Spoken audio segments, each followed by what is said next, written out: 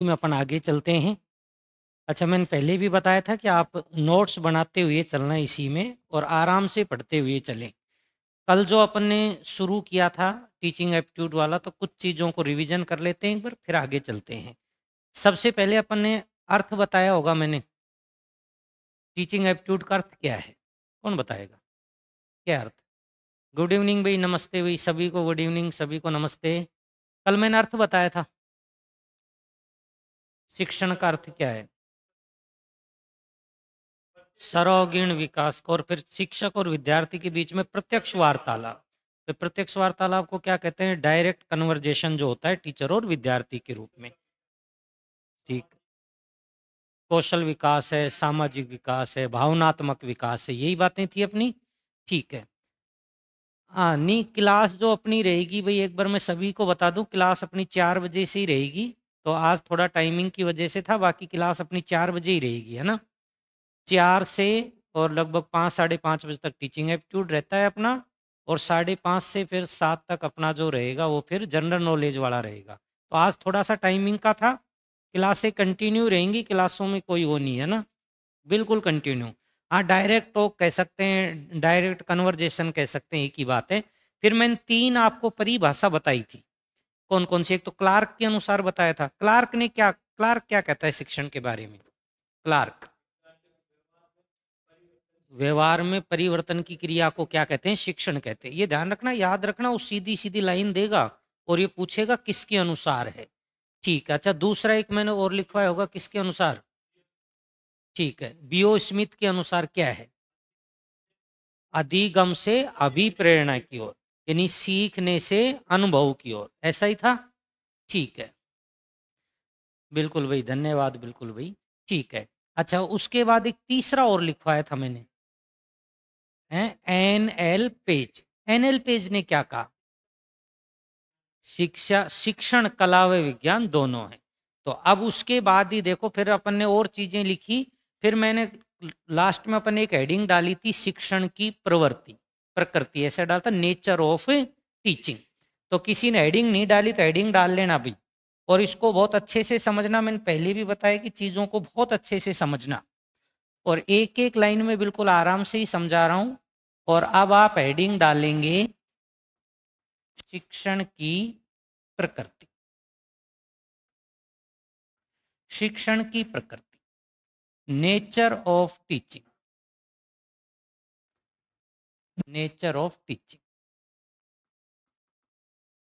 ठीक, ये आप हेडिंग डालेंगे। अच्छा, बताओगे कि शिक्षण की प्रकृति क्या है? एक नहीं है, शिक्षण की प्रकृति बहुत ज्यादा आएंगी, 10 बार आएंगी। आपने तो पढ़ा होगा, उसमें आया था कि शिक्षण की, नहीं ये तो शुरू में ही आता है, इसमें तो टिका ही हुआ है मामला पूरा ही।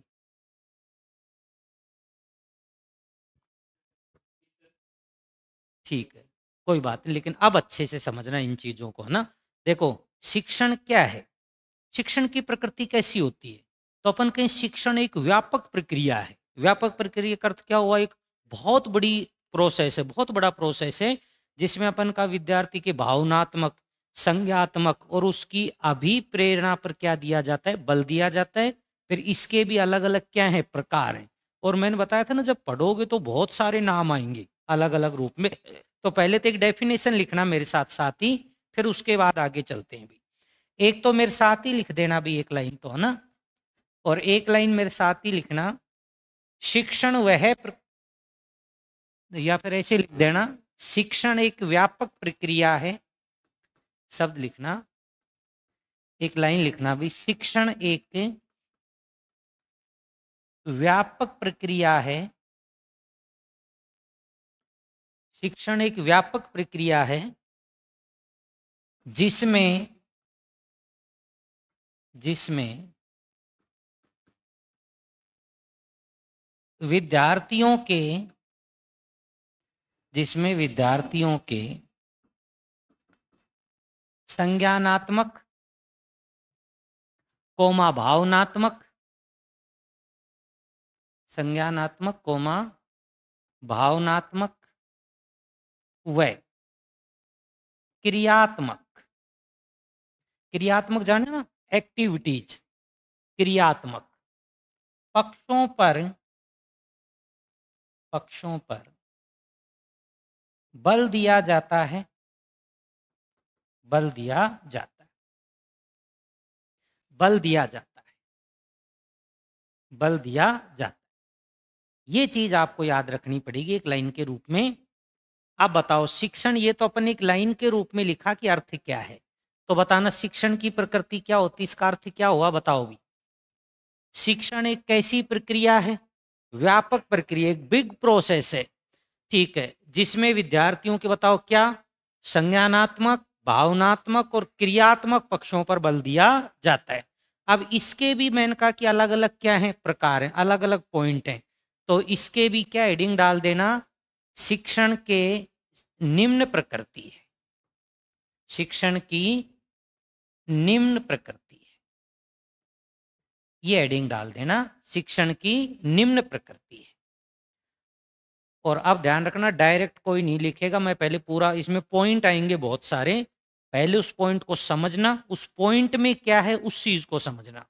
अब तक तुमने क्या पढ़ा था, अब तक केवल उस पॉइंट का नाम पढ़ा था बस, वो पॉइंट क्या होता है प्रश्न वहां से बनता है, पॉइंट का नाम नहीं आएगा।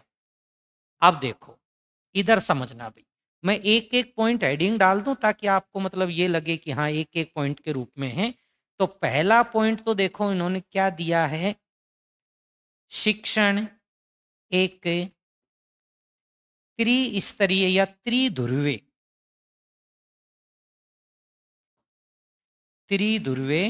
प्रक्रिया, त्रिध्रुवीय प्रक्रिया। अब थोड़ा सा समझ लेना भाई इसको ना, मैंने क्या लाइन लिखी है पहली, शिक्षण क्या एक त्रिध्रुवीय प्रक्रिया है, इसको अपन क्या कह सकते हैं, टीचिंग इज ए क्या होगी भाई, ट्राइपोलर प्रोसेस, ट्राइपोलर क्या हो गया भाई, प्रोसेस। समझ जाओगे आराम से अब तो मैंने क्या लिख दिया भाई, आपका इंग्लिश वर्ड भी मैंने लिख दिया है, teaching is A tripolar process. कैसी प्रोसेस है, त्रिध्रुवीय। लेकिन देखो अब तक तो आप त्रिध्रुवीय केवल एक ही शब्द पढ़ रहे थे, क्या पढ़ रहे थे कल से, त्रिध्रुवीय में आप तो एक ही पढ़ रहे थे अब तक तो, शिक्षक, विद्यार्थी और पाठ्यक्रम। लेकिन देखो यहाँ तीन तीन याद करने पड़ेंगे, एक से काम नहीं चलेगा। अब देखो इसमें इसलिए मैं कह रहा हूँ थोड़ा सा समझना, अब तक चीजें आपने थोड़ा उसी हिसाब से पढ़ी है। अब ये शिक्षण त्रिध्रुवीय किस किसने माना है इसको कि त्रिध्रुवीय, किस किसने माना है, कौन बताएगा, ऑनलाइन वाले कोई बताओगे, कई दिन से पढ़ रहे हो, बताओ थोड़ा। जो शिक्षण है त्रिध्रुवीय है, ट्राइपोलर है, किस किसने माना है इसको।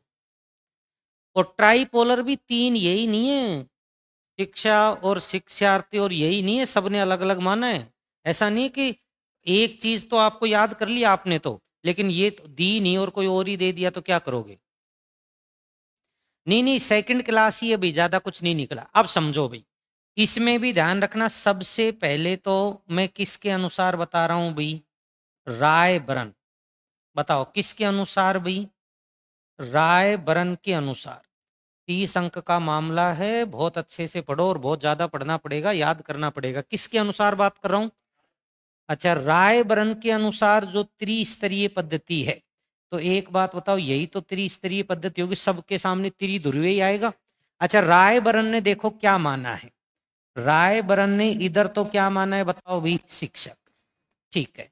और शिक्षक के बाद इधर इन्होंने बताओ क्या माना है, विद्यार्थी। और फिर इधर इन्होंने बताओ क्या माना है, पाठ्यक्रम।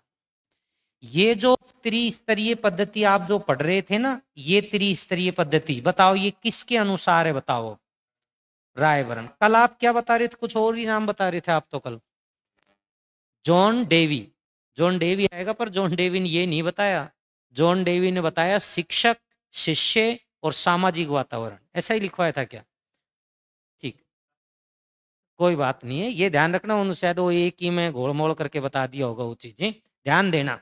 बताओ राय बरन के अनुसार तीन कौन कौन से बताओ भी, शिक्षक, विद्यार्थी और पाठ्यक्रम। अभी लिखना नहीं, आराम से समझो, अभी अभी इसको पूरा समझो किस किस ने माना इसको।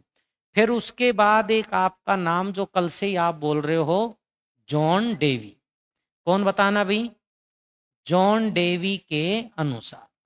अब जब त्रिध्रुवीय मान रहे तो ये भी तीन ही चीज मानेगा। अच्छा, इन्होंने तीन चीज क्या क्या मानी बताओ? इन्होंने माना, एक तो बताओ क्या, शिक्षक, और शिक्षक के बाद इन्होंने क्या माना, शिष्य। इन्होंने विद्यार्थी नहीं कहा, इन्होंने विद्यार्थी को किसके रूप में माना, शिष्य के रूप में। और फिर इन्होंने कहा कि तीसरा तो इसमें सामाजिक वातावरण आता है, सामाजिक वातावरण। अब बताओ इनके अनुसार, बताओ ये ट्राइएंगल बना कि नहीं बना? ये ट्राइएंगल किसके अनुसार? ये ट्राइएंगल जॉन डेवी। अच्छा, जॉन डेवी ने बताओ ट्राइएंगल में कौन सी तीन चीज मानी? शिक्षक, शिष्य, सामाजिक। ठीक है।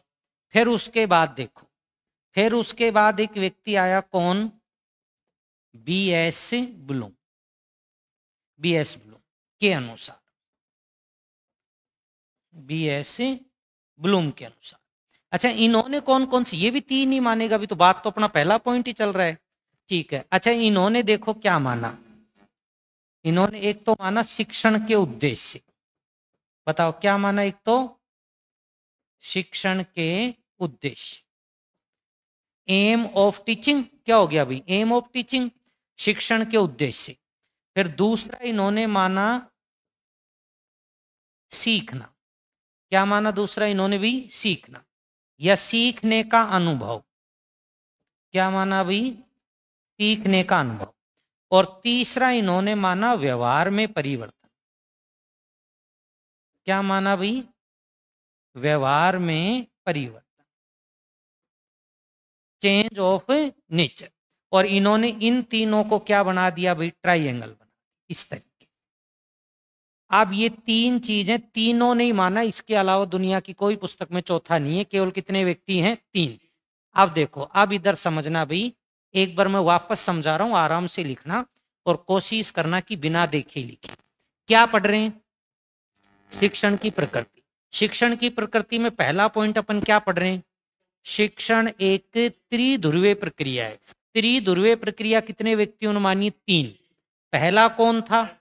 रायबरन के अनुसार शिक्षक, विद्यार्थी और पाठ्यक्रम। ठीक है। सेकंड नंबर पे कौन? John Dewey. जॉन डेवी ने क्या माना? शिक्षक, शिष्य और सामाजिक वातावरण। फिर उसके बाद कौन? BS Bloom. इन्होंने क्या माना?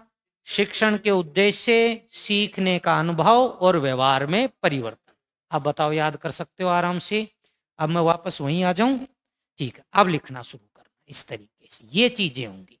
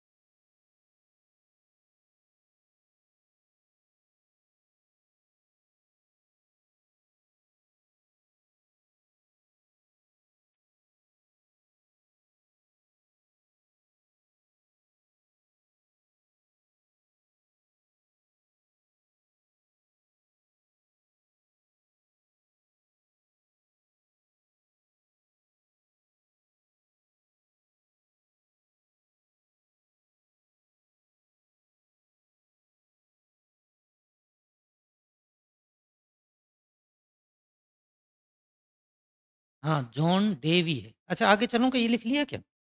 हाँ, ये लिख लिया तो आगे चलो ना, ये लो ना, आराम से लिखो ना। जॉन डेवी है ना, जॉन डेवी।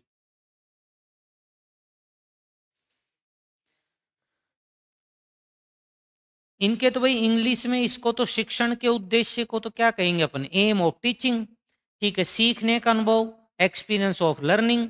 व्यवहार में परिवर्तन, चेंजेज ऑफ बिहेवियर। तो ये तो छोटी छोटी चीजें तो आप लिख सकते हैं।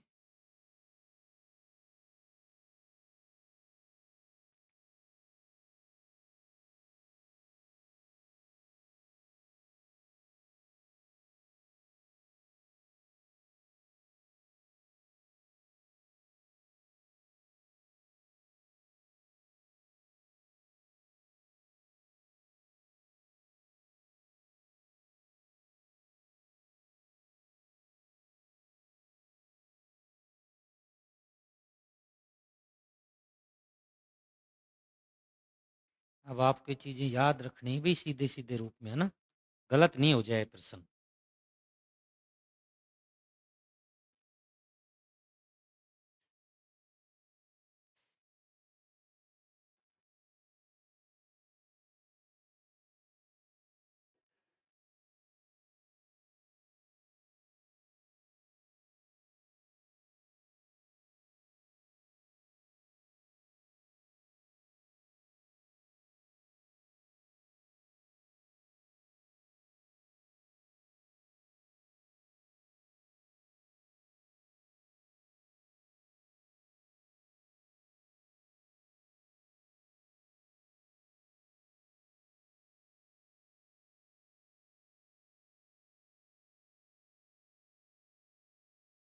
हो गया, अब तो कंप्लीट है।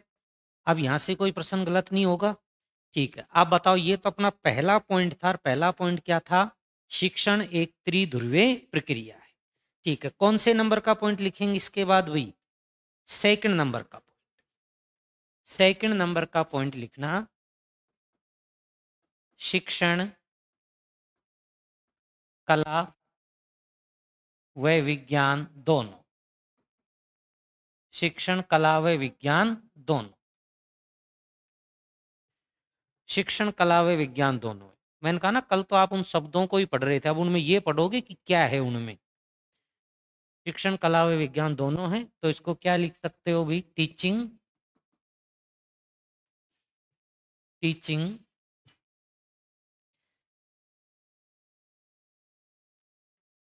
Teaching is a science as well as an art. Teaching is a science as well as art. Teaching कला और विज्ञान क्या है भाई? दोनों, एज वेल एज आर्ट। ठीक है, अब कोई नहीं लिखेगा। अब पहले आराम से पूरे को समझोगे तब लिखोगे, है ना। अच्छा, ये बताओ किसके अनुसार है, बताना भी। कल मैंने लिखवाया था किसके अनुसार भी? एनएल पेज के अनुसार लिखवाया था क्या? एनएल पेज के अनुसार। और एनएल पेज ने क्या कहा था, बताओ भी। शिक्षण क्या है भी? कला व विज्ञान दोनों। अब थोड़ा सा समझना, कला व विज्ञान दोनों। ठीक है, ये तो किसने कहा था भाई? पेज की परिभाषा थी। ठीक है, अब उन्होंने क्या कहा कि क्यों है ये? तो उन्होंने कहा कि शिक्षण एक किस पर आधारित है? अनुभव पर आधारित है। भाई एक बताओ, शिक्षण किस पर आधारित होगा? अनुभव पर। जैसे आप भी देखते हैं, एक तो मतलब एक तो वो टीचर पढ़ाए जो आपको लगभग लगभग 5-6 साल 10-15 साल से पढ़ा रहे हैं, तो अपन क्या कहते हैं, यार अनुभवी टीचर है, वो एक एक चीज को बहुत अच्छे से पढ़ाएगा। एक अपन ने कहा कि पहली बार आके पढ़ाए, तो पहली बार आके पढ़ाएगा तो चीजों को बहुत अच्छे से नहीं पढ़ाएगा। वो क्या करेगा कि वो कभी इधर भगेगा, कभी उधर भगेगा, कभी इस शब्द को लेगा, कभी उस शब्द को लेगा। उसका कारण क्या है कि टीचिंग में लय नहीं है, वो टीचिंग को बहुत अच्छे से टीच नहीं करवा पा रहा है। उसका कारण क्या है कि अनुभव की बहुत ज्यादा कमी है। ठीक है, आप देखो पेज ने क्या कहा कि शिक्षण कला व विज्ञान दोनों है। इन्होंने कहा कि शिक्षण अनुभव पर आधारित है, इसलिए शिक्षण को क्या कहा है? कला। शिक्षण एक कला ही तो है। भाई मैं कह रहा हूं, देखो खूब चीजें आप देखते हो, एक टीचर है, नॉलेज सबको बराबर। जैसे मैंने कहा कि मैंने कोई भी एक टॉपिक दे दिया, कोई भी एक टॉपिक मानो, जैसे भौतिक प्रदेश दे दिया, नदियां दे दी। अब नदियां, अपन ने कहा कि रविंद्र को नदियां बहुत अच्छे से याद है, एक एक चीज याद है। ठीक है, लेकिन मैं कहूं कि पढ़ा, तो पढ़ाने पर आया तो उन चीजों को डिलीवर नहीं कर पा रहा। नॉलेज पूरी है कंप्लीट, लेकिन आप क्या कर रहे हैं, उसको उसको डिलीवर नहीं कर, अपन समझा नहीं पा रहे। कई नहीं होता है, कह रहे तो तुम्हारे साथ भी हुआ होगा खूब। कोई अपन से प्रश्न पूछता है, यार इसका आंसर क्या होगा, तो आप कहते यार मेरे को आता तो, लेकिन मैं समझा नहीं पा रहा हूँ तेरे को, मैं समझाऊं कैसे? ठीक है, तो वो समझाने की कला को क्या कहते हैं? शिक्षण कहते हैं। तो इन्होंने क्या कहा, बताना भाई। इन्होंने कहा कि जो शिक्षण है, शिक्षण किस पर आधारित है भाई? अनुभव पर आधारित। थोड़ा सा समझना, अनुभव पर आधारित। शिक्षण अनुभव पर आधारित है, इसलिए इसलिए बताओ ये क्या है भाई? कला है। तो शिक्षण एक कला ही तो होती है। ठीक है, बाद में लिखना भी, एक बार थोड़ा सा रुक जाओ ना।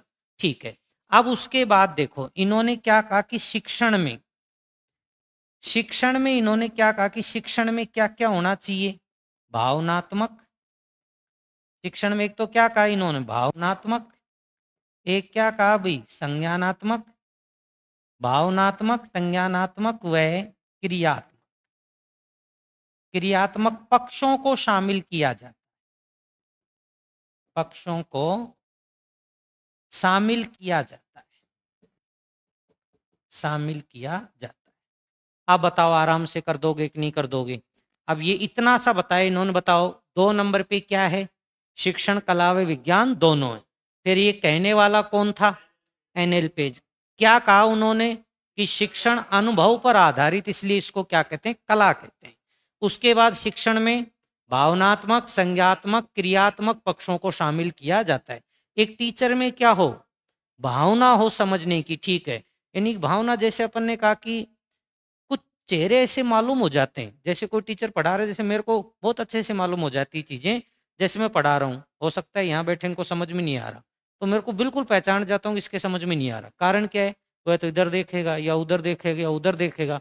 इसका मतलब ये है कि वो समझ नहीं पा रहा है चीजों को, और जब समझ रहा है तो इसका मतलब वो उस पर ध्यान देगा बहुत अच्छे से। तो ये क्या होता है? टीचर उसकी भावनाओं को देख रहा है। संज्ञात्मक, उसके सब चीजों के पक्ष को देखकर आगे बढ़ रहा है। क्रियात्मक, उसकी एक्टिविटीज को देख के। अब नहीं कर रहे हैं कि ऐसे नहीं होता है कि कहीं वो मेज के नीचे करके मोबाइल चलाते रहते हैं, ठीक है, तो अपन कहीं कि उसको उस एक्टिविटीज में लेकर आओ ताकि वो क्या कर सके? पढ़ाई कर सके। ठीक है, अब लिखना है इसको, ये है इसमें। संज्ञात्मक होता है जैसे उसके सभी पहलुओं पर ध्यान रखना विद्यार्थी के, वो क्या एक्टिविटीज कर रहा है। संज्ञात्मक होता है उसके सभी पहलुओं पर ध्यान रखना, विद्यार्थी की हर एक्टिविटीज को देखना। अपन नहीं कहते यार वो संज्ञात्मक, संज्ञात्मक का अर्थ क्या होता है? जैसे उसको सब कुछ जांच परखने के बाद वो संज्ञात्मक होता है।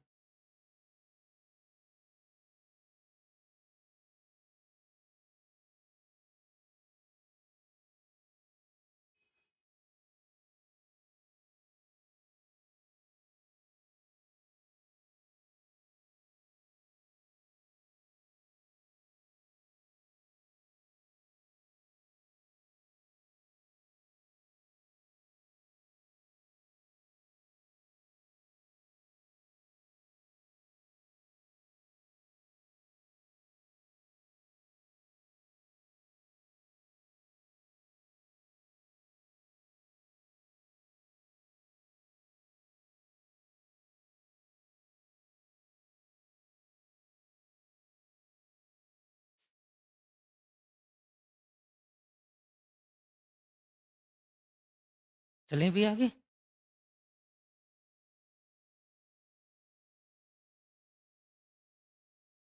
लिखो भी, लिखो एक बार, बाकी आराम से ही लिखो। देखो लिखो भी, याद भी कर लो उसको, उसी समय याद कर लो।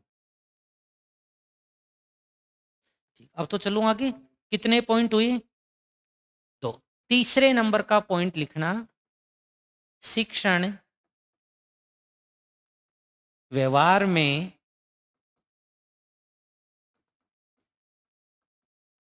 परिवर्तन करता है या व्यवहार में परिवर्तन है? शिक्षण व्यवहार में परिवर्तन। क्या माना इस शिक्षण को कि शिक्षण व्यवहार में क्या करता है? परिवर्तन करता है। कैसे परिवर्तन करता है बताओ? शिक्षण व्यवहार में कैसे परिवर्तन करता है?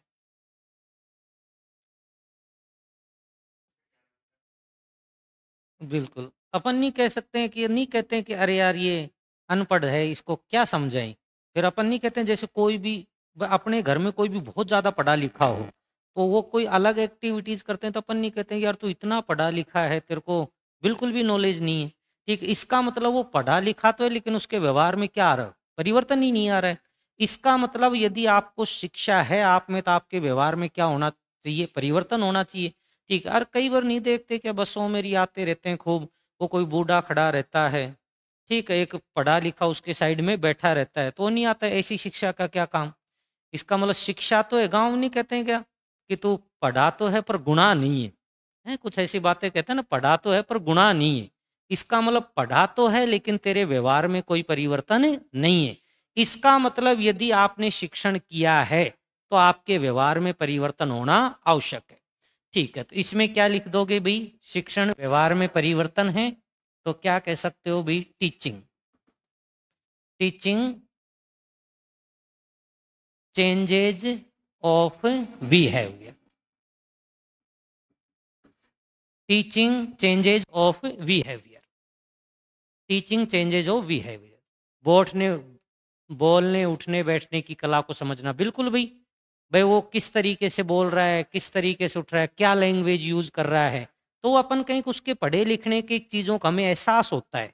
ठीक है, तो लिखना एक लाइन में शिक्षण व्यवहार में परिवर्तन है, तो लिखना, ये मेरे साथ ही लिख देना, लिख देना, शिक्षक व विद्यार्थियों, शिक्षण व विद्यार्थियों, शिक्षक व विद्यार्थियों के मध्य मध्य प्रत्यक्ष वार्तालाप से, प्रत्यक्ष वार्तालाप का अर्थ क्या हो गया भाई? Direct conversation. क्या हो गया भाई? Direct conversation. डायरेक्ट कन्वर्जेशन, प्रत्यक्ष वार्तालाप। शिक्षक व विद्यार्थियों के मध्य प्रत्यक्ष वार्तालाप से, वार्तालाप से विद्यार्थियों के व्यवहार में, व्यवहार में परिवर्तन आता है। परिवर्तन आता है। नहीं सुना कि कई बार गुरु जैसा शिष्य है, गुरु जैसा चेला, कि इसका गुरु ही ऐसा होगा भाई तभी इसने ऐसी चीजें सीखी है।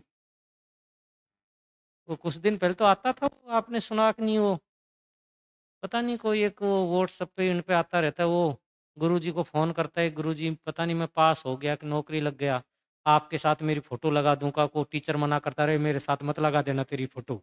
ठीक, इसका मतलब वो टीचर नहीं चाह रहा कि मतलब उस विद्यार्थी के साथ लगे, क्योंकि विद्यार्थी ने क्या किया, वो ठीक से उन्होंने शिक्षा ली नहीं उस चीज की। ठीक है, तो शिक्षण क्या करता है? हमेशा व्यवहार में परिवर्तन करता है। ठीक है, फिर उसके बाद नंबर कितना आता है? 4। और 4 नंबर पे लिखना, और इसको भी मोस्ट भी कर लेना। 4 नंबर लिख के इसको मोस्ट कर लेना भी। शिक्षण निर्देशन पर आधारित है। निर्देशन पर आधारित। निर्देशन क्या होता है भाई? क्या देना? आदेश देना। ठीक है, निर्देश क्या होता है? आदेश देना, ऑर्डर देना एक तरीके से। निर्देशन पर आधारित। भाई बिना निर्देश के तो मैं कह रहा हूं शिक्षा हो ही नहीं सकती है। भाई जब तक टीचर विद्यार्थी को कोई निर्देश नहीं देगा तब तक तो शिक्षण हो ही नहीं सकता है। तो इन्होंने कहा कि शिक्षण क्या है भाई? निर्देशन पर आधारित होता है।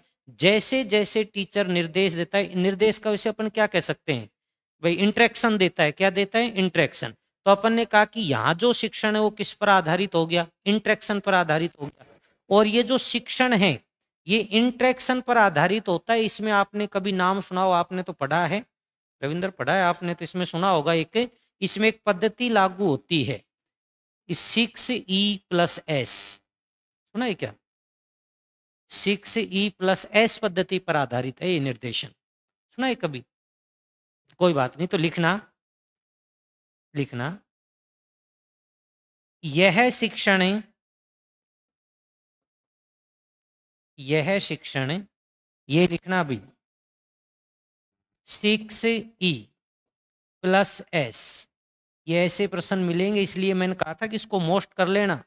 ये प्रश्न ऐसे कैसे मिलेंगे? यह शिक्षण 6E+S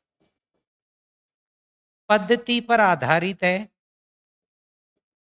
पद्धति पर आधारित, जैसे आपने एनईपी पढ़ा था ना, एनईपी किस पर आधारित है? जैसे चेंज हुआ है ना एनईपी में, क्या हुआ है? 5+3+3+4, इसी तर्ज पर यह है।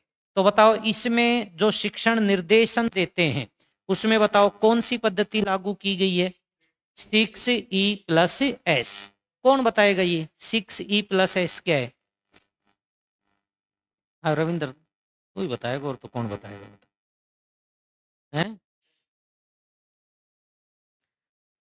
तो ये तो शिक्षण में पहले ही आ जाते थे, तो पहली पहली बार ही आता है, शुरू में ही आ जाती हैं ये चीजें तो।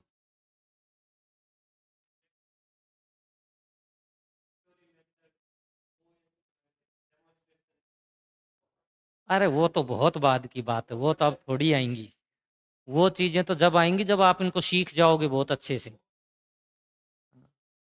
वो ऐसा लगता है उल्टा कर दिया, शायद वो उधर से कर दिया। ठीक है, ये ध्यान रखना क्या है, देखो मैं समझा रहा हूं, एक बार समझना। 6e+s, इसका मतलब जो ई है वो कितनी बार आएगा? 6 बार। ई कितनी बार आएगा? 6 बार। और एस एक बार आएगा। ठीक है, तो इसका मतलब ई ई कितनी बार आना चाहिए? 6 बार। और एक बार क्या आना चाहिए? एस। तो कितने होने चाहिए टोटल? 7। ठीक, ये कौन कौन से हैं अब इनको एक बार समझना, मैं समझा रहा हूं भाई एक बार। हाँ, ई से भाई एक ने तो आंसर दे दिया एजुकेशन। अच्छा बताओ ई से शिक्षण, बताओ एक दो तो बताओ ई से। एक ने तो, वर्षा ने तो एजुकेशन बता दिया, एक ई से तो एजुकेशन बता दिया, दूसरा ई बताओ। एनवायरमेंट। ठीक है, तीसरा? अपन नहीं खेलते पहले अंताक्षरी, कहते ई पे कोई भी 5 बताओ। हैं? इक्वलिटी। ठीक, और बताओ? अरे ऑनलाइन वाले बताओ भाई, ई पे बताओ कौन कौन से 6 ई आने चाहिए, और उनका संबंध शिक्षण से होना चाहिए। ऐसा नहीं E for egg, egg miss अंडा, वो नहीं होना चाहिए ना। हाँ ठीक है, बिल्कुल आ गया, और बताओ? ठीक है। ठीक, और आने दो, और आने दो, और आने दो, कोई बात नहीं है। भाई ये तो शिक्षण है, ये तो कार्य करके सीखना होता है, इसी को तो शिक्षण कहते हैं। ठीक है, अब देखो समझना इसमें कौन कौन से आ रहे हैं। ये यही लिखवाया था मैंने आपसे, ये 6 हैं देखो। अब एक बात बताओ, इधर से ध्यान रखना, 6 में ई आ रहा है कि नहीं आ रहा है, बताओ? ठीक, और इनमें से जो आप बता रहे थे एक भी नहीं है। ठीक है, अच्छा देखो, एक तो क्या है? संलग्नता। संलग्नता को क्या कहते हैं? ईजेन। फिर क्या है? अवशेषण, क्या कहते हैं? एक्सप्लोर। फिर क्या कहते हैं? व्याख्या। व्याख्या करना क्या होता है? एक्सप्लेन करना। ठीक है, विस्तृत, एल्बोरेट। मूल्यांकन, इवलेशन। विस्तार, एक्सटेंड। विस्तार नहीं होता, एक्सटेंड। ठीक है, और मानक, स्टैंडर्ड। अब देखो आप एक बात बताओ मेरे को, तो आप सिंपल सी, अब इधर बताओ, जो ये 6 हैं, कौन कौन से 6 हैं बताना भाई। ये आपने 6 ले लिए, एक दो, फिर ये 3, फिर ये 4, फिर ये 5, और फिर 6। और इन 6 के 6 में बताओ ई आ रहा है कि नहीं आ रहा है? अब एक बार याद करो इनको, ये प्रश्न आएगा कौन सा है कौन सा नहीं है। कौन कौन से बताओ इसे? संलग्नता, अवेषण, व्याख्या, विस्तृत, मूल्यांकन, विस्तार।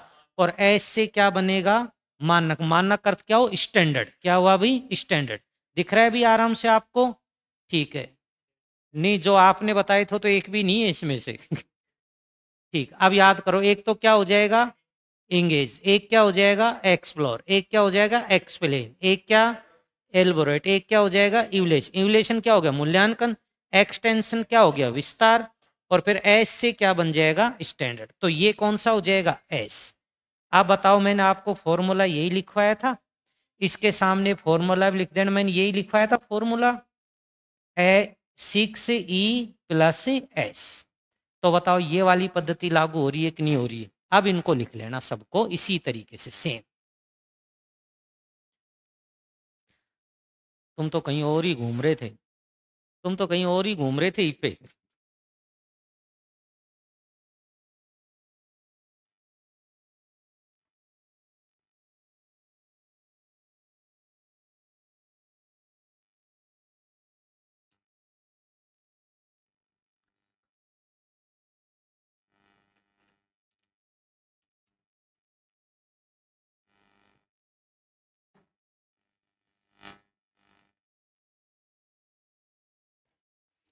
ये इंग्लिश से याद होंगे, हिंदी से याद नहीं होंगे ये, क्योंकि ई ई आना चाहिए सब में।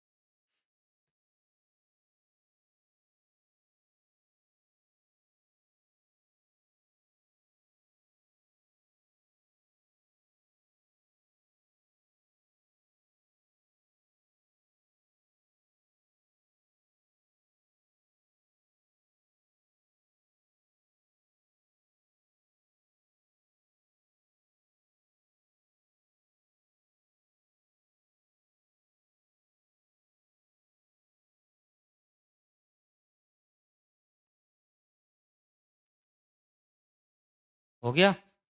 अब क्लियर हुआ ये फॉर्मूला क्या है? ठीक है, एक बार और मेरे साथ साथ बोल दो, ये क्या है भाई? एंगेज, एक्सप्लोरल, एक्सप्लेन, एल्बोरेट, इवलेशन, एक्सटेंट और फिर एस से बनेगा स्टैंडर्ड। ठीक है, क्योंकि हिंदी और इंग्लिश दोनों ही देगा, लेकिन आपको तो इंग्लिश से ही पहचानना है इसको। 6 बार ई आना चाहिए और 1 बार एस आना चाहिए। टोटल संख्या कितनी हो जाती है? 7। तो 7 यहाँ लिखे हुए हैं, टोटल संख्या कितनी है भाई? 7। इतना कर सकते हो आराम से। कितने नंबर का पॉइंट था अपना ये? 4 नंबर का। ठीक है, फिर उसके बाद 5 नंबर का पॉइंट ये लिख देना आप। पॉइंट कितने नंबर का? 5। अब एक एक लाइन के रूप में ही है। 5 नंबर का पॉइंट लिखना, शिक्षण सामाजिक तथा वैश्विक प्रक्रिया है। शिक्षण सामाजिक तथा वैश्विक प्रक्रिया है। Teaching is A social and professional process. Hindi English दोनों ही लिख देना भाई इसकी, है ना? शिक्षण सामाजिक व वैश्विक प्रक्रिया है।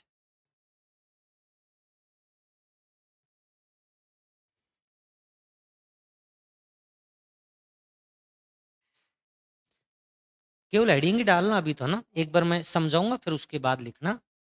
एक बार आराम से समझना इसको। केवल हेडिंग डाल दे। कितने नंबर पे? 5 नंबर। और अब समझना, देखो आराम से समझना। अब देखो 2 शब्द हैं। एक शब्द तो क्या है इसमें? सामाजिक। और एक शब्द क्या है इसमें? बताओ, वैश्विक। इन्होंने कहा कि शिक्षण एक सामाजिक और वैश्विक दोनों प्रक्रियाएं। सामाजिक क्यों है? तो एक बात बताओ, समाज में रहने के लिए हमें क्या करना पड़ता है? शिक्षा लेनी पड़ती है। तो एक तो मतलब समाज में रहने के लिए सामाजिक तौर पे हमें शिक्षा की क्या होती है? आवश्यकता।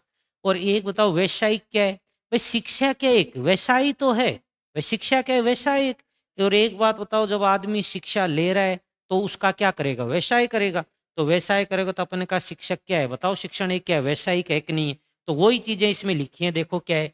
शिक्षण एक सामाजिक प्रक्रिया जिसके माध्यम से समाज को शैक्षणिक आवश्यकताओं को पूरा किया जाता है। तो समाज में जितनी भी चीजें अपन उनको सीखते हैं। उसके बाद देखो क्या लिखा है? यह एक वैश्विक प्रक्रिया भी है जिसे व्यक्ति अपनी आजीविका के रूप में अपनाता है। आजीविका का अर्थ क्या हुआ? भाई अपना जीवन चलाने के लिए क्या करता है? व्यवसाय करता है शिक्षा का। तो ये लाइन लिख देना इसमें एक, है ना? क्या?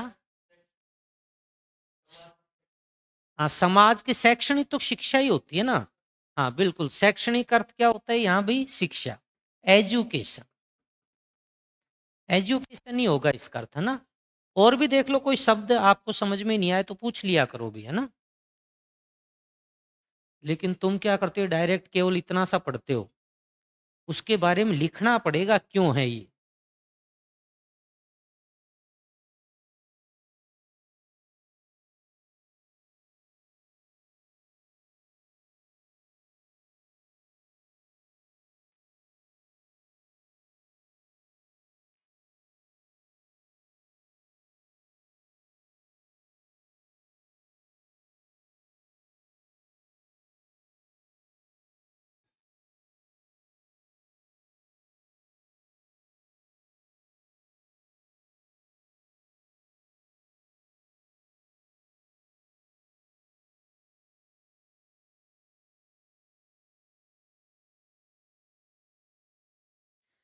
हाँ, ये पॉइंट बिल्कुल मैं एक्सप्लेन कर रहा हूँ। देखो 2 शब्द है, सामाजिक और वैश्विक।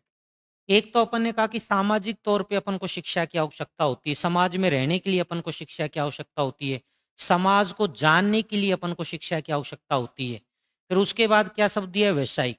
वैश्विक क्या होता है कि भाई शिक्षा का भी क्या किया जाता है? व्यवसाय किया जाता है। हम पढ़ रहे हैं, पढ़ के अपनी क्या चला रहे हैं? आजीविका चला। जैसे मैं ही मानो, भाई मैं पढ़ा, अब क्या कर रहा हूँ? अपनी आजीविका चला रहा हूँ शिक्षा से। तो शिक्षा के एक व्यवसाय भी है। भाई कॉलेज है बड़ी बड़ी, क्या कर रहे हैं? शिक्षा का व्यवसाय तो है, बिजनेस है।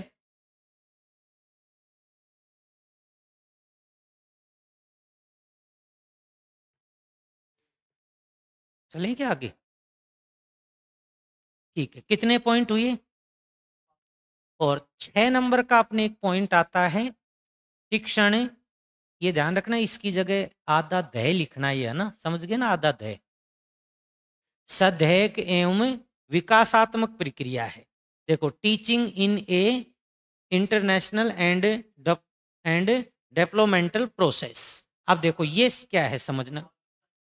हाँ, ये ऊपर मात्रा आएगी और ये दे दे लगा के नीचे इस तरीके से नहीं लगाते दे। हाँ, मैं यहाँ देखो लिख देता हूँ इसको, ये इस तरीके से लिखना है आपको, ये इस तरीके से ना, समझ गए ना। ठीक है, स्वयं एवं विकासात्मक प्रक्रिया है।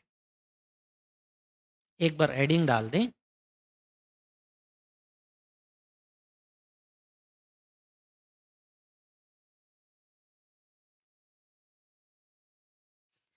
ये तो सिंपल से पॉइंट तो अपन काफी बार पढ़ते आ रहे हैं, ये तो देखो बार बार ही पढ़ रहे हैं अपन। क्या क्या देखो इसमें, संज्ञानात्मक, भावनात्मक और क्रियात्मक विकास, ये बार बार यही पढ़ते आ रहे हैं अपन। और व्यवहार में क्या लाना है, परिवर्तन। वही चीजें इसमें वही है, संज्ञानात्मक, भावनात्मक, क्रियात्मक विकास के विकास में क्या लाना, परिवर्तन लाना।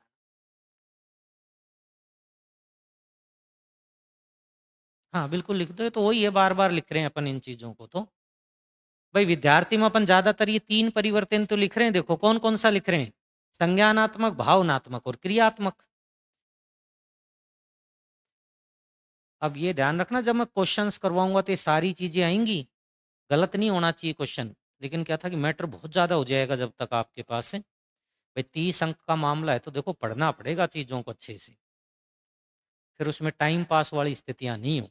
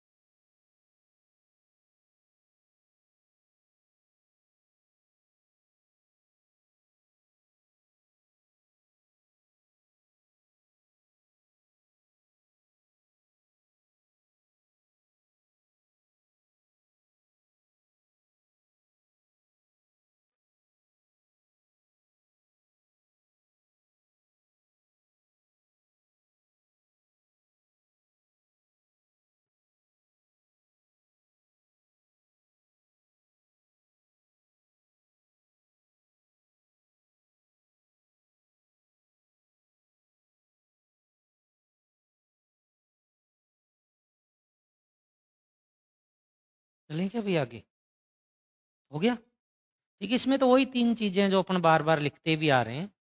ठीक, कितने पॉइंट हुए भाई, 6। कितने नंबर का पॉइंट लिखे, 7। 7 नंबर पे है शिक्षण तार्किक एवं औपचारिक अनौपचारिक प्रक्रिया है। शिक्षण तार्किक एवं औपचारिक व अनौपचारिक, ये एनईपी में भी पढ़ाया था मैंने आपको, औपचारिक अनौपचारिक। एनईपी में पढ़ाया था मैंने आपको, एनईपी 2020 में ये चीजें, औपचारिक अनौपचारिक। Teaching is a logical and formal process. 3 से 6 है ना, 6 से 8 इस तरीके से। एनईपी में मैंने ये पॉइंट आपको क्लियर करवाया था। अच्छा इसमें देखो क्या है समझना, शिक्षण तार्किक विश्लेषण पर आधारित। देखो समझना एक बार शब्द, तार्किक विश्लेषण क्या होता है, तार्किक विश्लेषण, एक शब्द लिखा है यहाँ तार्किक विश्लेषण, क्या है कौन बताएगा, तार्किक विश्लेषण। लॉजिकल, लॉजिकल जानते हो क्या क्या होता है, अपन ने कहा इस चीज का मुझे लॉजिक बताओ क्या है, इसका मतलब उस चीज की बहुत विस्तृत जानकारी हो। कैसी जानकारी हो, विस्तृत जानकारी हो। ठीक है, विद्यालय के भीतर औपचारिक अनौपचारिक दोनों प्रकार के शिक्षण कार्य संचालित किए जाते हैं। औपचारिक मैंने आपको एनईपी में बताया था, औपचारिक और एक कौन सा भी, अनौपचारिक। अच्छा क्या होते हैं औपचारिक अनौपचारिक, औपचारिक और अनौपचारिक शिक्षा,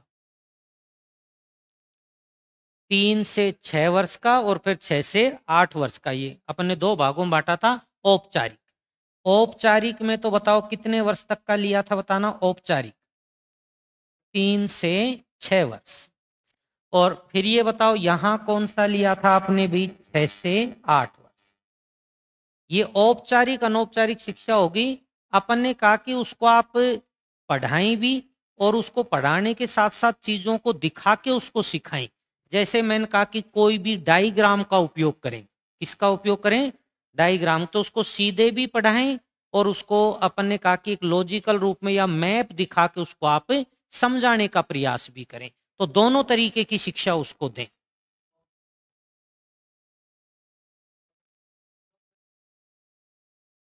अनौपचारिक में 3 से 6 आएगा। हाँ बिल्कुल बिल्कुल बिल्कुल, वो आएगा 3 से 8, है ना। ये 3 से 6 वर्ष है। हाँ ये उल्टा हो गया भाई, ये थोड़ा सा ध्यान देना। और ये 6 से 8 वर्ष, है ना। कैसे याद किया है? अच्छा अच्छा अच्छा, ऐसे याद कर दिया। कोई बात नहीं, ये 3 से 6 वर्ष और वो 6 से 8 वर्ष। ये मैंने कहा था ना कि जब अपन पढ़ेंगे तो बहुत सारी चीजें एनईपी वाली आएंगी आपके सामने। अनौपचारिक 3 से 6 वर्ष और औपचारिक 6 से 8 वर्ष।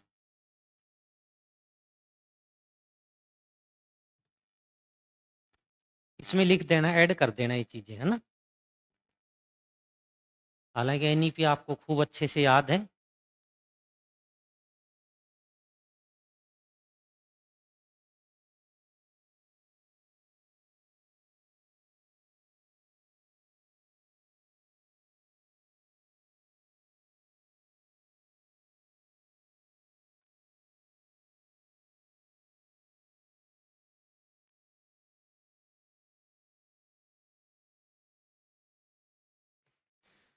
चलो आगे।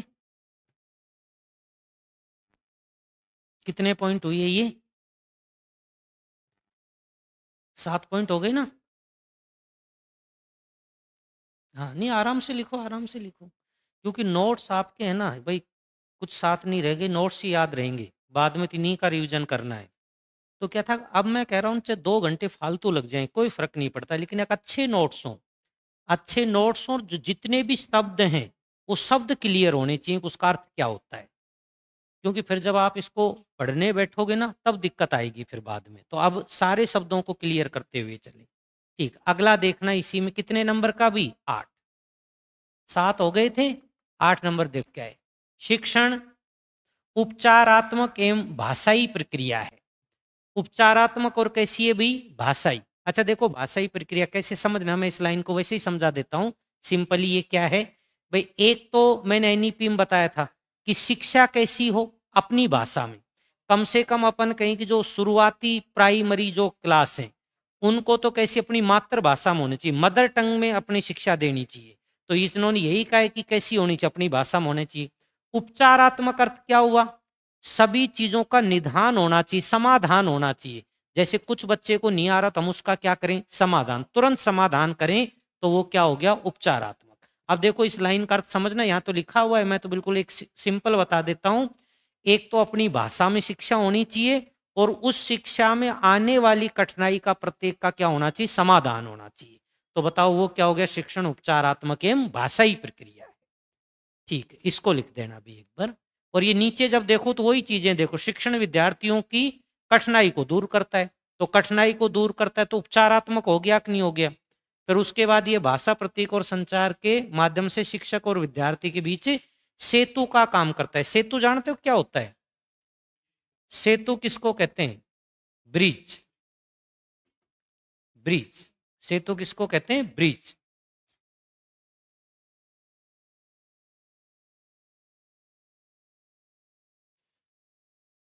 हाँ बीसीआई में भी पेडागोजी आती है, पर वो अलग से पढ़ाएंगे, है ना। पेडागोजी का कुछ भाग तो इसमें क्लियर हो जाएगा आपका। बिल्कुल ध्यान रखना भी रजनी, पेडागोजी का लगभग लगभग 50% पार्ट तो क्लियर हो जाएगा, लेकिन पेडागोजी का पार्ट अलग ही पढ़ेंगे, है ना। सब चीजों को अलग अलग पढ़ेंगे ताकि जानकारी, स्पष्ट जानकारी आपके पास हो।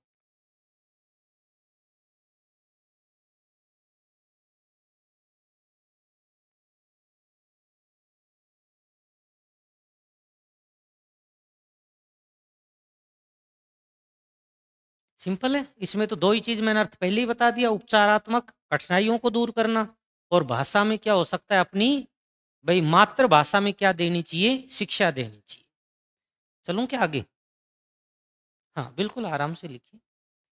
ऑनलाइन वाले भाई लिखते हुए चलना रे सब, साथ साथ लिखते हुए चलना, वेट मत करना कोई चीज को, क्योंकि बिना हाथ से लिखे याद नहीं होगा, ये आप बिल्कुल तय कर लें। आप यदि ये चाहते हैं ठीक है पीडीएफ आ जाएगी उसको पढ़ लेंगे, पढ़ तो लोगे लेकिन याद नहीं होंगी चीजें। याद चीजें वही होंगी जो आप हाथ से लिखेंगे। तो इनको हाथ से लिखना भाई पूरे नोट्स, है ना। ठीक, अगला देखें इसी में, और इसी में देखते तो क्या आता है भी, शिक्षण सतत प्रक्रिया व उद्देश्यों पर आधारित है। कितने नंबर का है ये? 9। ये उद्देश्यों, एक लाइन और लिख देना, उद्देश्यों पर आधारित है, उद्देश्यों पर आधारित, सतत प्रक्रिया व उद्देश्यों पर आधारित है। भाई शिक्षा का क्या होता है? एक एम होता है। एक बात तो, एक एम ही तो है। हम क्यों पढ़ रहे हैं टीचिंग एप्टीट्यूड? क्योंकि हमारा एम है, क्या करना चाह रहे हैं हम? पेपर को फाइट करना चाह रहे हैं, एक हमारा उद्देश्य है। सतत प्रक्रिया है, क्या शिक्षा कभी रुकती है क्या? शिक्षा क्या लगातार चलने वाली प्रक्रिया है। तो इन्होंने कहा कि शिक्षण सतत प्रक्रिया और उद्देश्यों पर आधारित होती है। कोई ना कोई उद्देश्य होता है, तब हम क्या करते हैं? शिक्षण करते हैं। तो इसमें देखो वही हो गया, शिक्षण निरंतर चलने वाली प्रक्रिया है जिसमें विद्यार्थी जीवन भर ज्ञान और कौशल सीखता रहता है। उद्देश्यों में सामाजिक व मानवीय मूल्यों का विकास तथा शारीरिक व मानसिक विकास शामिल है। ये तो नाम से ही प्रतीत हो रहा है, देखो ऊपर जितनी भी चीजें उन नाम से ही प्रतीत हो रही हैं कि उसमें क्या चीज आएंगी, वो नाम से ही प्रतीत है।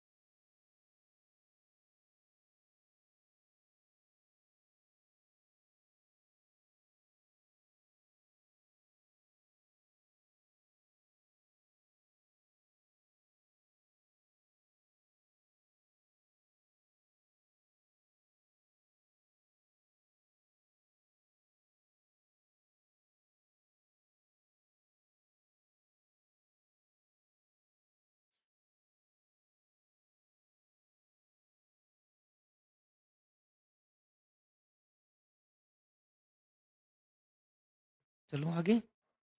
ठीक है, फिर देखो एक क्या आती है भाई, शिक्षण की क्या आती हैं विशेषताएं। अच्छा, शिक्षण की विशेषताएं क्या क्या हैं एक बार देखो। एक तो शिक्षण कैसा होता है बताओ भी? प्रगतिशील। प्रगतिशील का अर्थ क्या है? बाद में लिखना, पहले समझो आराम से। शिक्षण क्या है? प्रगतिशील। इसका मतलब शिक्षण क्या है? वही सतत चलने वाली प्रक्रिया है, लगातार चलती है। दूसरा क्या है? विद्यार्थी शिक्षक का सहयोग। इसमें विद्यार्थी और शिक्षक दोनों का क्या रहता है? सहयोग रहता है। भाई दोनों का सहयोग होगा तभी तो चीजें आगे बढ़ेगी ना। एक शिक्षक सिखा रहा है, विद्यार्थी सीख ही नहीं रहा, जब तक विद्यार्थी का सहयोग नहीं होगा तब तक आगे नहीं चलेंगे। उसके बाद देखो, नहीं ये भी, अब इसका नंबरिंग नहीं है, ये तो स्टार बना के लिखना है, नंबर नहीं है इसका भी। लक्ष्मी ये नंबर नहीं है ना। ये तो अब शिक्षण की क्या देख रहे हैं अपन? विशेषताएं। ये तो शिक्षण की विशेषताएं हैं भी। इसको थोड़ा सा ऊपर कर देता हूं मैं ना।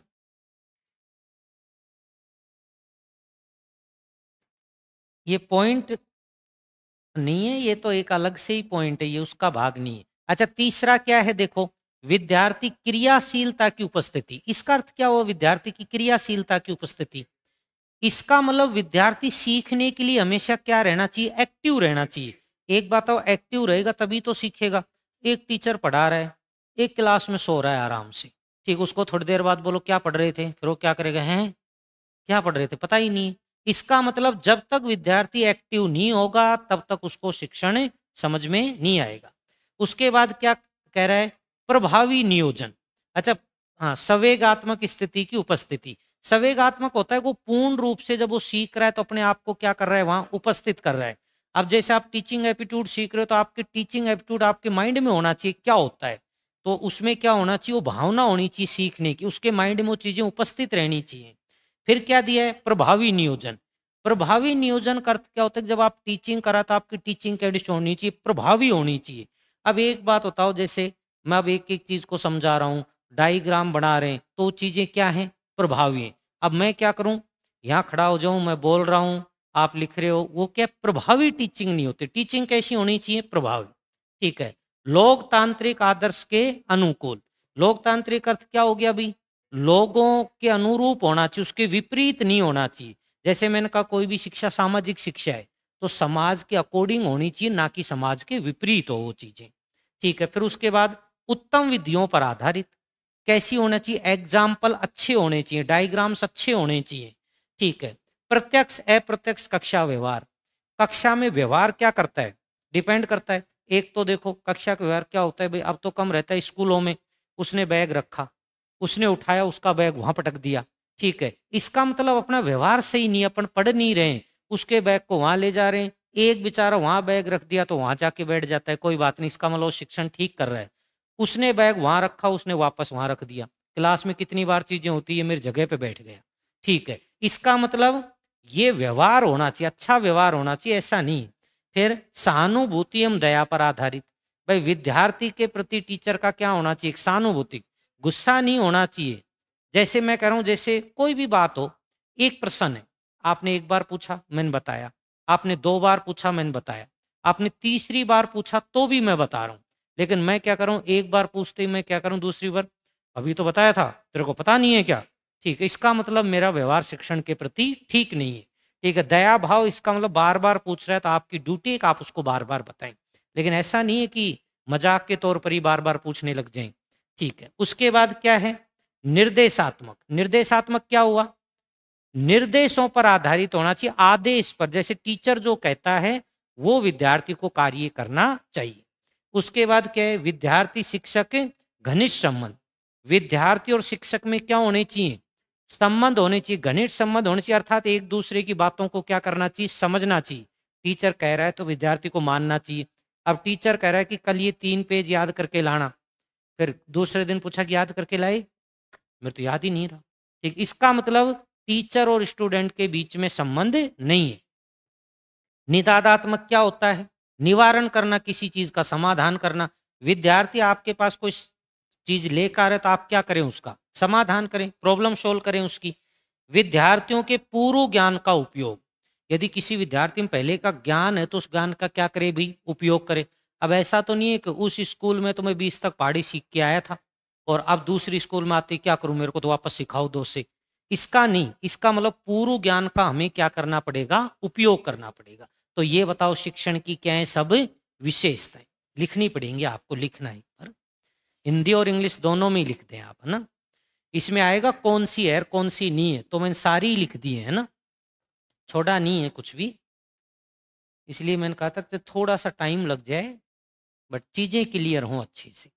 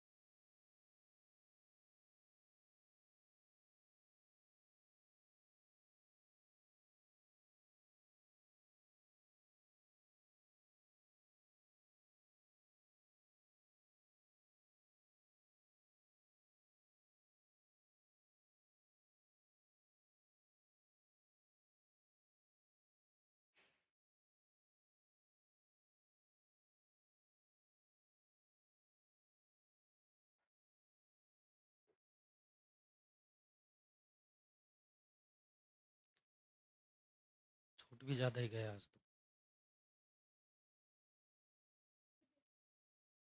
लेकिन कुछ चीजें समझने की थी, कुछ मेथड वगैरह थे, वो देख लेना एक बार, है ना। समझा देगा रविंदर इतना।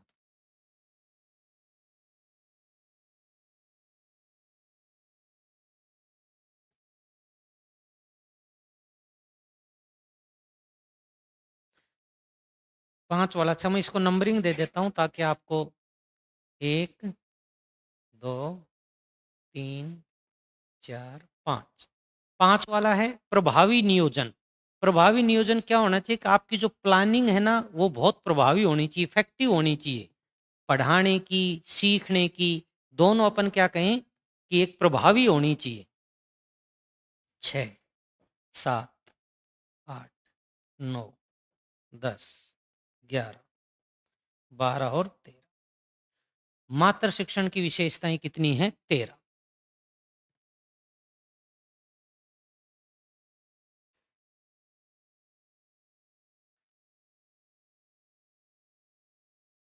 ये अपना जो कल आपने हेडिंग डाली थी ना, टीचिंग का अर्थ क्या होता है, ये टीचिंग का अर्थ ही चल रहा है, ये टीचिंग के अर्थ हैं ये सब। अभी टीचिंग का अर्थ ही चल रहा है, कल से शुरू होगा अपना टीचिंग का क्या वर्गीकरण, क्लासिफिकेशन कल शुरू होगा अपना। अब 2 क्लासों में तो जाके आपका केवल अर्थ अर्थ क्लियर हुआ है कि इसका अर्थ क्या होता है।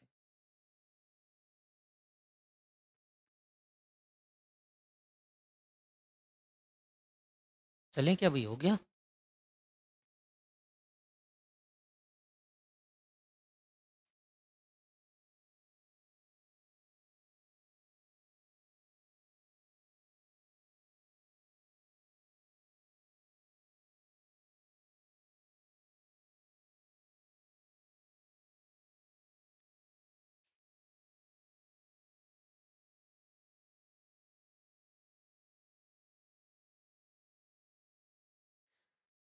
अब ये इसी तरीके से मिलेंगे, कौन सी विशेषता है कौन सी नहीं है, इस तरीके के। लेकिन मैं कह रहा हूँ अब आप कुछ भी पूछ लेना, लेकिन जब मैं क्वेश्चन करवाऊँ ना तब एक भी गलत नहीं होना चाहिए, बस ये ध्यान रखना, एक गलत नहीं होना चाहिए। कैसा होता है, अब आप जितना पूछें उतना पूछ लो, अब आपके दिन हैं, लेकिन वो फिर 4-5 दिन मेरे आएंगे फिर, है ना। कर लो बिल्कुल, एक बार याद कर लो, कोई बात नहीं, आराम से पढ़ो, अपन को जल्दबाजी की कोई आवश्यकता नहीं है। लेकिन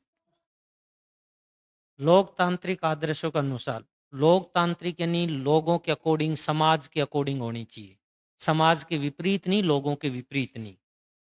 जैसे इसमें अपन कहीं कोई कास्टिज्म को लेके नहीं होना चाहिए, ठीक है। समाज में भाई किसी दूसरे समाज को लेके आपकी कोई भावनाएं गलत नहीं होनी चाहिए।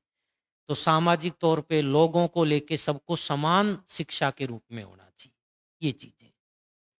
ऐसा नहीं कि किसी को कि वो समाज ऐसा है, कांग्रेस ऐसी है, बीजेपी ऐसी है, ऐसा नहीं, समान होनी चाहिए। चलें क्या आगे? ठीक है, एक अंतिम है ये, और ये है टीचिंग एप्टीट्यूड, शिक्षण क्या अभिरुचि। शिक्षण अभिरुचि के ये लिख देना भाई मुख्य बिंदु, शिक्षण अभिरुचि के मुख्य बिंदु। जो टीचिंग एप्टीट्यूड है उसके मुख्य बिंदु का अर्थ क्या हुआ? Main point. शायद यही लिखा होगा, देखो यहाँ भी लिख रखा है मुख्य बिंदु, ये क्या कह सकते हैं? Main points. Number 1, number 2, 3, 4, 5। अच्छा ये रहेगा 3, ये रहेगा 4, 5, 6, 7 और 8, ये 8 है। आध्यात्मिक व नैतिक विकास, इसका अर्थ क्या हुआ? आध्यात्मिक व नैतिक विकास, आध्यात्मिक होता है धर्म के प्रति। आध्यात्मिक क्या होता है? उसकी नहीं कहे उसको तो हनुमान जी में क्या है आध्यात्मिकता है, वो शिव जी में, तो उसका विरोध नहीं होना चाहिए, वो नैतिक विकास हो उसका, ठीक है। परिस्थिति के अनुकूल, परिस्थिति के अनुकूल क्या होगा? अपन नहीं देखते यार, स्थिति को देख के काम करें, ठीक। नैतिक होता है मतलब अपनी नैतिक एक ड्यूटी होती है, मोरल ड्यूटी जिसको कहते हैं, ठीक है। शिक्षण के साथ साथ सहपाठी व विद्यालय, शिक्षण के साथ साथ अपने सहपाठियों पे भी ध्यान देना है और अपने विद्यालय का भी क्या रखना पड़ेगा? आपको ध्यान रखना पड़ेगा, ठीक है। विद्यालयी वातावरण के साथ सहभागिता, जैसा विद्यालय का वातावरण है हमें उसी प्रकार की क्या लेनी है? शिक्षा लेनी। ऐसा नहीं है भाई विद्यालय की ये दीवार क्या हो रही है, थोड़ी सी जड़ रही है, आप क्या करोगे? नहीं, नहीं बैठूंगा, ये दीवार जड़ रही है, ठीक। इसका मतलब अब दीवार जड़ रही जैसी व्यवस्था है उसी व्यवस्था में आप क्या लें? शिक्षा लें।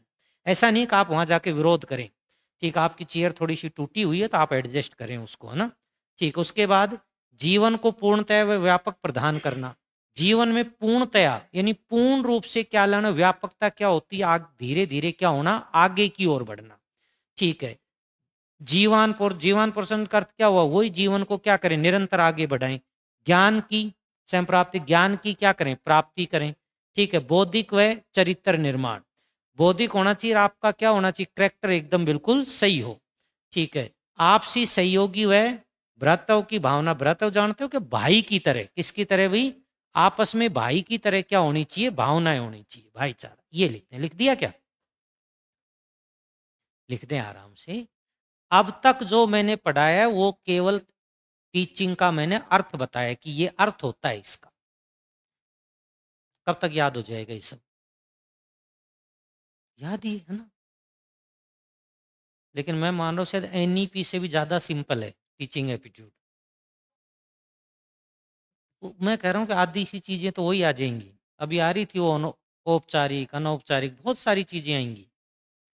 तो क्या एनईपी आपने अच्छे से पढ़ी है तो लगभग ज्यादा तो कुछ नहीं, पर 30% मामला आपका लगभग क्लियर है उससे।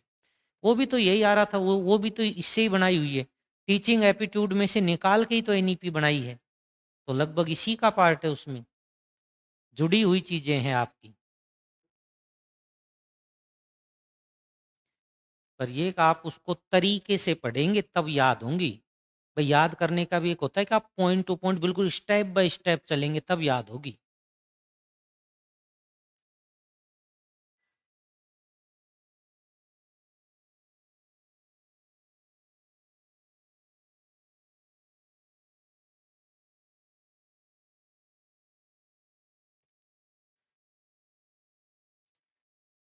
ठीक है भाई, तो बाकी चर्चा फिर अपन कल करते हैं।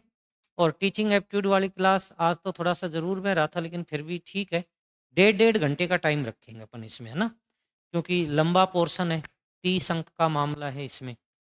और फिर आपके 20 अंक का वो है, पेडागोजी भी तो है 20 अंक का। ठीक है, तो 30 अंक वाला मामला पहले क्लियर करते हैं अपन, है ना, ताकि इसमें कोई गलती नहीं हो अपन से।